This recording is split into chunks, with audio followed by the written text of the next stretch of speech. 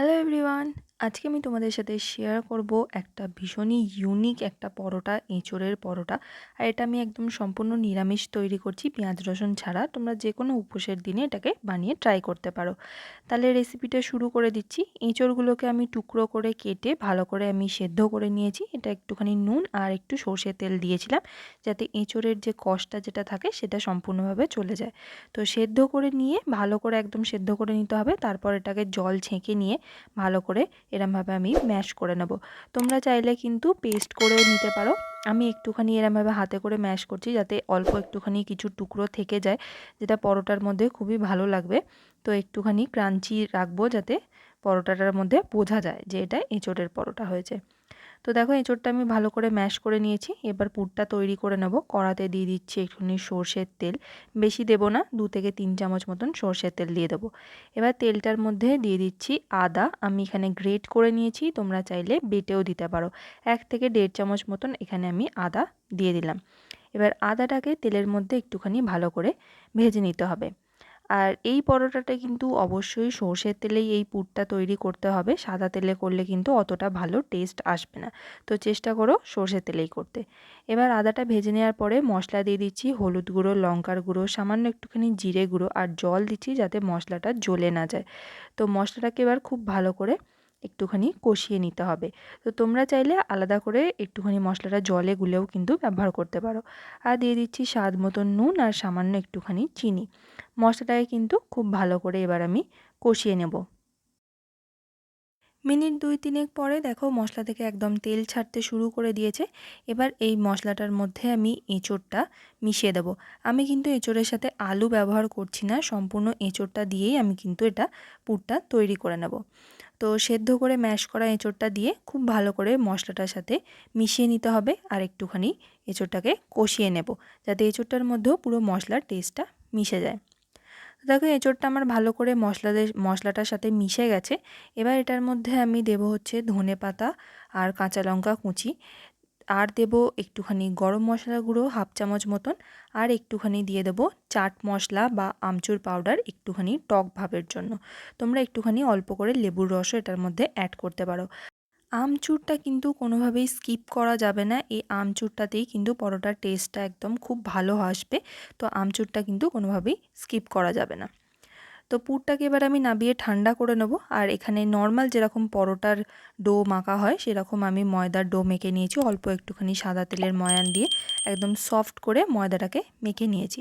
এবার ময়দাটা থেকে লেচি কেটে নেব। আমি একটু বড় সাইজেরই লেচি কাটবো, পরোটাটা একটুখানি মোটা মতন হবে। তো সেই জন্য একটুখানি বড় সাইজের লেচি কেটে নিতে হবে ময়দাগুলো থেকে।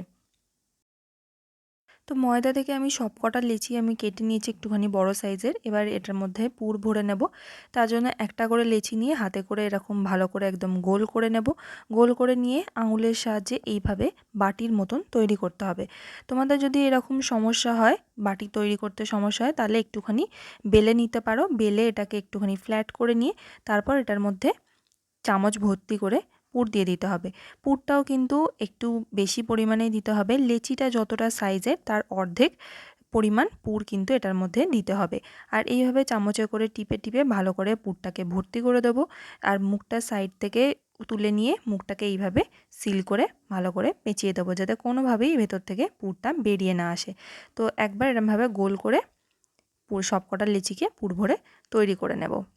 আর একটুখানি শুকনো ময়দা প্লেটের মধ্যে ছড়িয়ে নিয়ে এইভাবে লেচিগুলোকে রেখে দিতে হবে। এবার বেলে নেব পরোটাটা। সেই জন্য আমি পরোটাটাকে কিন্তু শুকনো ময়দা দিয়ে একটুখানি বেলছি। তো এটা তেল দিয়ে বেললে কিন্তু ভালো হবে না। তো এটাকে শুকনো ময়দা দিয়েই কিন্তু পরোটাটাকে বেলে নিতে হবে। প্রথমে হাতে করে একটুখানি চেপে দেব, যাতে পুরটা চারদিকে সমানভাবে ছড়িয়ে যায়। তারপর খুব হালকা হাতে পরোটাটাকে বেলে নিতে হবে। খুব বেশি চাপ দিয়ে কিন্তু বেলা যাবে না, তাহলে কিন্তু পরোটাটা ফেটে যেতে পারে, পুরটা বেরিয়ে আসতে পারে। হালকা হাতে প্রথমে মধ্যিখানটা একটুখানি প্রেস করব, তারপর সাইড থেকে প্রেস করে পরোটাটাকে বেলে নেব। আর খুব বেশি পাতলা করে বেললে কিন্তু পরোটাটা ফেটে যাবে। তো একটুখানি মোটা করেই বেলতে হবে। পরোটাটা আমার পুরো বেলা হয়ে গেছে। তোমাদের একবার দেখিয়ে দিই কতটা পরিমাণে মোটা রাখতে হবে। তো এই রকম মোটা কিন্তু পরোটাটাকে রাখতে হবে। এবার পরোটাটাকে ভেজে নেব। আমি এখানে ননস্টিক প্যান প্রথমে ভালো করে গরম করে নিয়েছি। তারপর এইটার পরোটাটা এটার মধ্যে দিয়ে দেবো।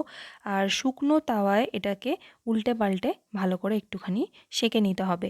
আমি এখানে ননস্টিক প্যান ব্যবহার করছি। তোমরা চাইলে কিন্তু নর্মাল লোহার কড়াইতেও এটা করতে পারো। এবার দুদিক থেকে ভালো করে সেঁকে নিয়ে তারপর এটার মধ্যে তেল দিয়ে দিতে হবে। ভালো করে তেল দিয়ে এপিঠ ওপিঠ একদম লাল করে ভেজে নিলেই পরোটাটা কিন্তু রেডি হয়ে যাবে। এইভাবে সবকটা পরোটাকে ভালো করে ভেজে তৈরি করে নেব। এই পরোটাটা এতটাই টেস্টি হয় যে এর সাথে আর কোনো তরকারির প্রয়োজনই হয় না। কিন্তু তাও যদি তোমরা চাও তো এটা আলুর দম বা পনির বা যে কোনো তরকারির সাথে, এমনকি কষা মাংসের সাথেও এটা তোমরা সার্ভ করতে পারো। আলুর পরোটা তো অনেক হলো, এবার একদম ইউনিক এঁচোড়ের পরোটা একবার বাড়িতে তোমরা ট্রাই করে দেখো, আশা করছি তোমাদের ভালো লাগবে। আমার এই রেসিপিটা যদি তোমাদের ভালো লেগে থাকে তাহলে প্লিজ একটা লাইক করো, শেয়ার করো, আর আমার চ্যানেলটাকে সাবস্ক্রাইব করতে ভুলো না এই রকমই আরও অনেক নিত্য নতুন রেসিপির জন্য। Thanks for watching. দেখা হচ্ছে আগামী নতুন কোনো একটা রেসিপিতে। ততক্ষণ টাটা।